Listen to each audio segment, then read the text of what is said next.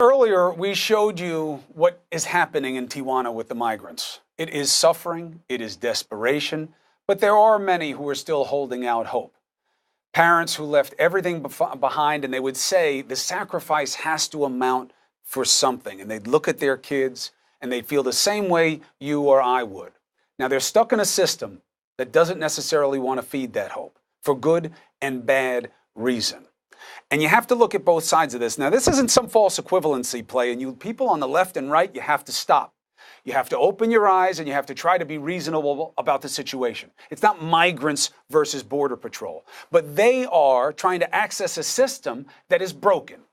And the people on the other side of that border fence, the men and women of the U.S. Customs and Border Protection, they are doing their best to deal with an influx of migrants, the likes of which they've never seen before. And there's a hostility that is new that they're dealing with that has to do with how these caravans are organized and by whom, and what these people are promised falsely by those who have nothing to do with the U.S. government. The need is great on both sides. They are both pawns in a game that neither controls. It is an amazing job, and they gave me an exclusive look at asylum processing. I couldn't shoot it because of privacy rights. Ironic, right? That we feel that the migrants aren't having their rights respected or being treated in a decent way, but we do worry about their privacy in terms of filming. But there's a lot to see, and there's a lot you need to see. So watch, and then we'll discuss. What are you practicing for now? So what we have is mobile field force officers from mostly the southwest border. So the volume and the urgency and the iterations of what our training looks like, we're doing more of that now. So what we have is essentially crowd control is what our mobile field force is looking to do here. Protecting the line on the limit line to ensure there is not a mass rush across our borders where we get overwhelmed.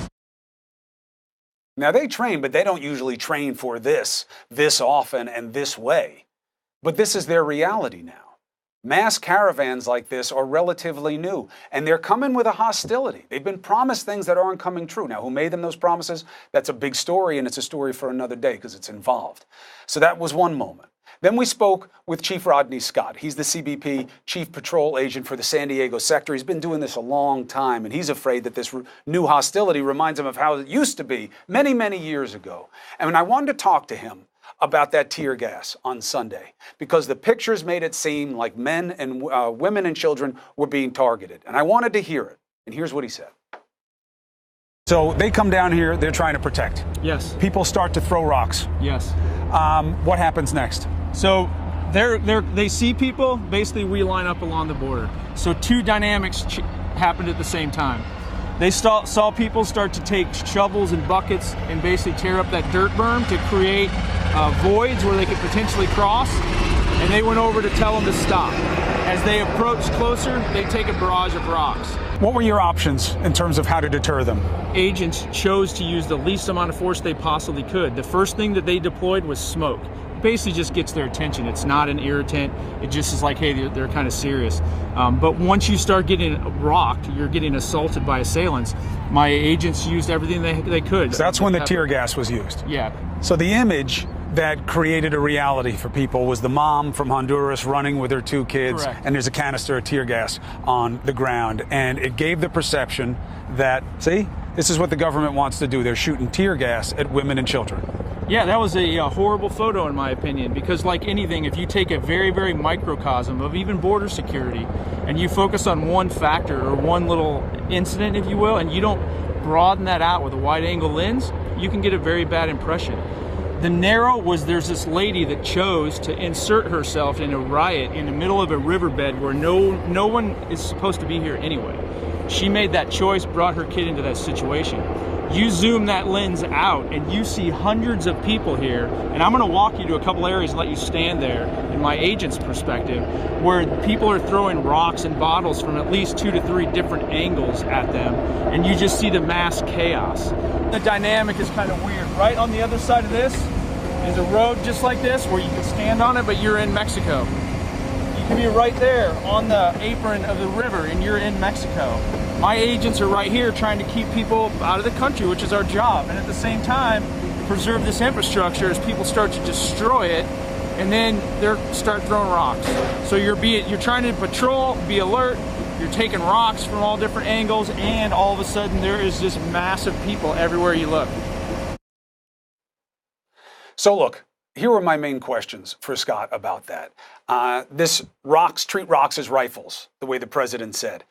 Is that a reality for you guys? No. He said they would never do that, that this is as much a compassion mission as it is for them about safety and enforcement. And, almost half their staff is Latino, and many of them are new in the country, and many of them are not. But there is a connection for people, and there's a consideration and a generosity, and I've seen it many years working with the CBP and covering their work. And then I said, are you investigating? Yes, there's an investigation going on because the decision to use the tear gas was officer by officer. There was no command from on high. And I asked the Mexican authorities when we were in Tijuana, do you have anybody who was hurt on Sunday by that? And they said, no, nobody. Nobody had come forward with a serious injury. And there was no serious injury for the CBP either. Now, finally, we talked to the commissioner of CBP, Kevin McAleenan, and he addressed the challenges that agents are up against with this system.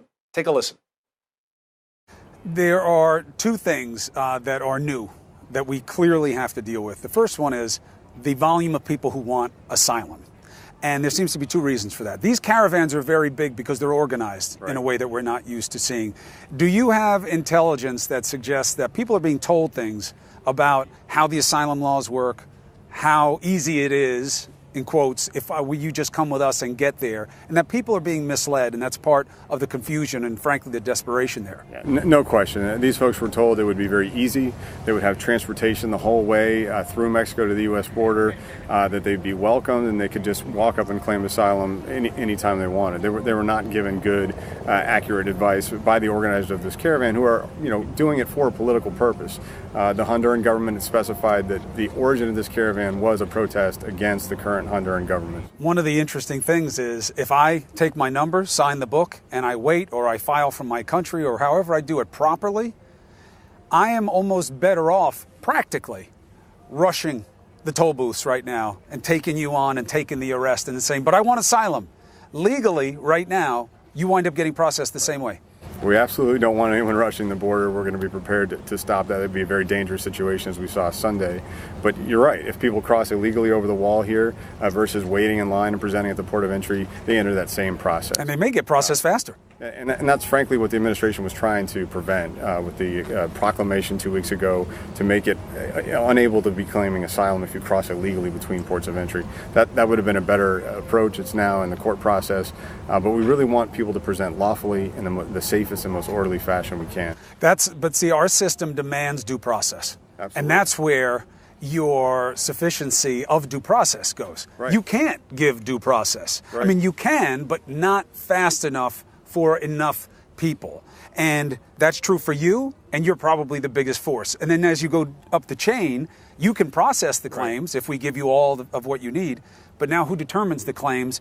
They have even fewer resources than you. Sure. And then there's, well, who's going to take care of these people? Who's going to hold them? They have fewer than those people. There's need all the way up the way. None of it's adequate. That's exactly what we're facing with family units. I think it's a really important point you just made, because those families go into the system. They get turned over to ICE. They have about 2,500 beds for family residential center where they can care for families appropriately.